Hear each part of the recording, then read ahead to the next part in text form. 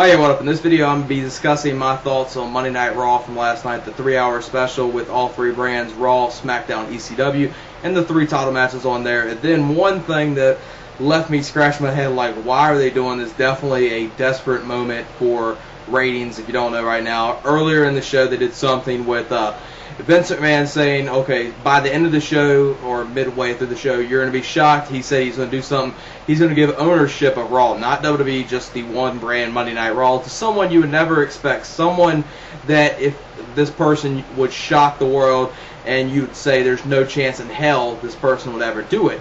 Long story short, the person was. Now, I was, talking to one of my friends last night when Raw was going on. We were kind of thinking of a few people, maybe someone like, Stone Cold Steve Austin, Bret Hart, Eric Bischoff, Hulk Hogan, someone like that, a professional wrestler or someone with ties to professional wrestling. Ted Turner was just like one funny thing I said. I knew it wouldn't happen though.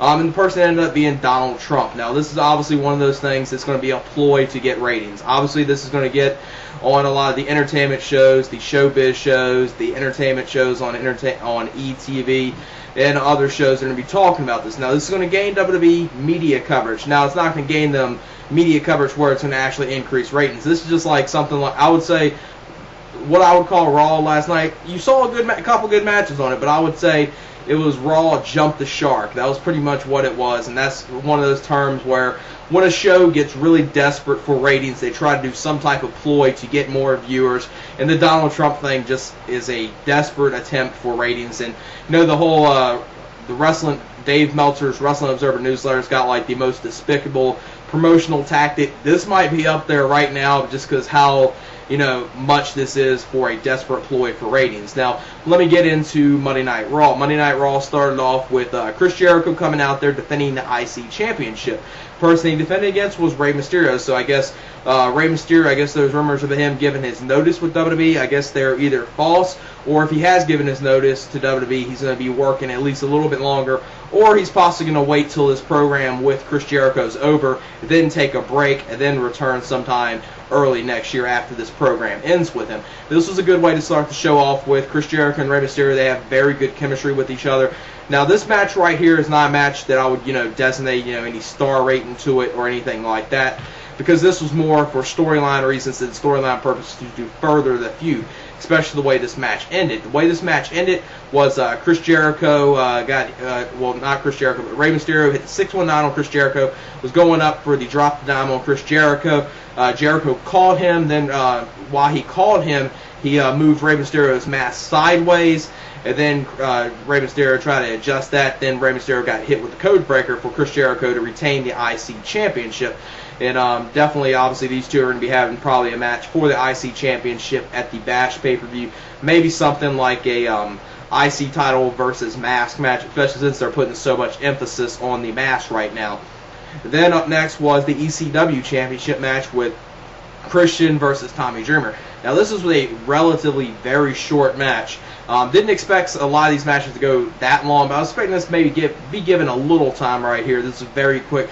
Tommy Dreamer wins with a roll-up, and really nothing much here. And I thought, maybe they'll do something with storyline purposes here with maybe Jack Schreier getting involved and doing something, maybe another triple threat at the Bash pay-per-view. So, guess we'll have to wait and see what they do on ECW tonight, what they do for the ECW Championship at the Bash. I'm expecting maybe another Tommy Dreamer and Christian match, or a triple threat rematch of the match that happened at the Extreme Rules pay-per-view.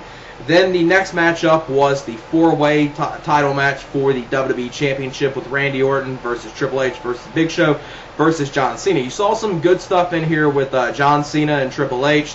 They always work pretty good with each other. I wish we would have been able to see a little more of Randy Orton versus John Cena. Big Show is just a waste of space in this match, and he kind of hurt it a little bit. But for a TV match and for a title match, it was okay. This match was given a decent amount of time. It was probably maybe between 10 to 15 minutes, maybe close to 15 minutes. Randy Orton wins the match, and at the end of the match comes, Big Show gets hit with the pedigree from Triple H. Then Cena comes in there, hits the attitude adjustment on Triple H. Triple H rolls out of the ring. Then Cena tries to go for the pinfall. Then Cena FUs attitude adjustment to Big Show.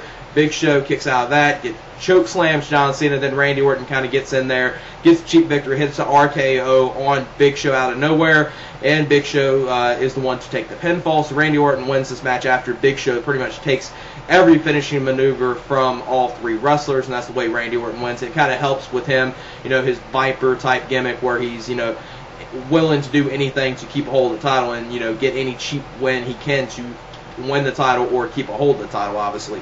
And then the next thing was, obviously I already talked about it, was the whole Donald Trump thing, being the new owner or storyline owner of Monday Night Raw. Then the next matchup, it was, this was definitely the best match of the night. It was the three-way match for the World Heavyweight Championship with Edge versus Jeff Hardy versus CM Punk. And I thought they had some good ending with this match, but I think the ending could have came off better if they would have booked it a different way. You saw very good stuff in here. The ending of this match was booked in a way about halfway or near the end of the match. CM Punk and Edge did something where Edge pretty much threw CM Punk's knees onto the steel stairs, and it looked like CM Punk injured himself. And then you saw referees come out there try to help Punk. Punk was kind of like hobbling on his leg. Jeff Hardy went after him out there. Then at the end of the match, Jeff Hardy hits the Swanton Bomb on Edge. Looks like Jeff Hardy's going to win the title. Then CM Punk pulls Jeff Hardy out the ring, comes in there, and pins Edge to keep a hold of the title. So CM Punk keeps a hold of the title in a cheap victory way, but it would have been much better, since obviously they're going to be moving him to be a heel at some point down the line, obviously. It would have been much better if they would have had him, fake his injury and show that he faked his injury, which I'm pretty sure he'll do some type of promo down the line with that at some point down the line, but I think it would have worked out better if he would have just faked his injury and showed he faked his injury with this match. I think the ending would have probably came off a little better.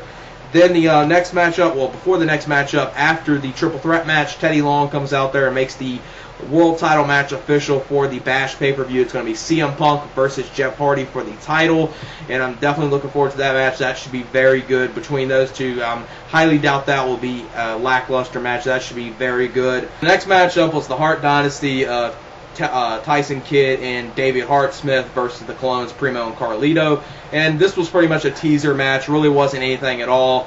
And during this match, Legacy of Ted DiBiase Jr. and Cody Rhodes were out there on commentary. They got involved in this match. A very short match. Just ended in no contest. And the Legacy of Cody Rhodes and Ted DiBiase are going to be having a match at the Bash pay-per-view against the Clones for the Unified Tag Team Championship, so that should be a very good match. Hopefully they'll start using the Hart Dynasty more. I think they would have a very good program against either the Legacy or the Clones, especially the Clones, because I think the Clones are a good tag team and definitely the best thing they can do with Carlito, just because I really don't like him as a singles competitor. The next matchup was a 10-man battle royal, and this was announced after the Randy Orton won the title earlier in the night, and after Donald Trump was announced the new storyline owner of Monday Night Raw, and he said next week's Raw is going to be a Donald Trump edition of Monday Night Raw, where it's going to be 2 hours of Monday Night Raw, no commercials, no interruptions at all. That's going to be interesting to see how that comes off. It's probably going to be a complete clusterfuck, but it might be enjoyable to watch for that purpose. The 10-man battle royal was just typical. You obviously knew what it was going to come down to. It came down to John Cena and Triple H, and Triple H wins. No surprise right there. So we're going to get Triple H versus Randy Orton. Now it sounded like we're going to get it at the Bash pay-per-view, but instead of getting it at the Bash pay-per-view, Donald Trump got on there at the end and said, no, you're not going to wait till the Bash. We're going to get a last man standing match next week on Monday Night Raw against Randy Orton versus Triple H, which probably a lot of people were expecting the same ending that I'm expecting from that match, which is obviously going to be both of them not be able to answer the 10 count, and the match just ends that way, and then they'll have a match at the Bash pay-per-view, some other type of gimmick match. There must be a winner or something like that. Raw overall wasn't too bad of a show. You saw some good, pretty much Raw, when they do these 3-hour shows, definitely showcases how much better the SmackDown brand is for the wrestling, because really the SmackDown matches of the triple threat match for the World Heavyweight Championship with Punk, Edge, and Hardy was a very good match, definitely the match of the night. In the opener with Rey Mysterio and Chris Jericho, was very good as well. It was kind of, more storyline purposes for that match, but still solid stuff from there. And the 4-way wasn't as bad as what I was expecting in the 10-man Battle Royal. Not that much of a fan of Battle Royals. It works for the Royal Rumble, the 30-man over-the-top Battle Royal, but as far as these like 10-man, 15-man Battle Royals, it very rarely works out, especially since this one was so predictable. You knew it was going to come down to Triple H and John Cena, so it was no shocker right there. So that's my thoughts on last night's Monday Night Raw, and yeah, that's it. Peace.